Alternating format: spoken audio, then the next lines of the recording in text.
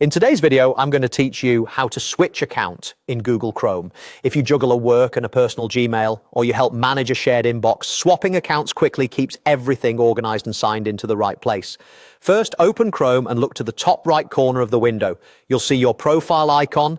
This might be your photo, a colored circle with your first initial, or a generic silhouette. Click that icon, a small menu appears showing which Google account is currently active in this window and a few related options. This menu is your hub for account controls. Next, choose Manage Account. Depending on your version of Chrome, you might see wording like Manage Your Google Account or Manage Accounts on this device. They all take you to the same place, the account area where Chrome lists the Google accounts that are available to use.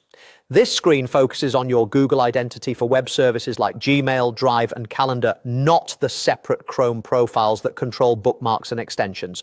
That distinction matters. Switching here changes which Google account your sites use in this window, while Chrome profiles are more like separate spaces with their own history and settings. Now, select the account you want to use, click the one you want to switch to, and Chrome updates the active account for the current browsing context. You'll know it worked when the profile photo or initial updates in the corner, and when Google Pages reflect the new account, for example, Gmail shows the inbox for that account, and Drive opens the correct files. If a page was already open, a quick reload may show the change.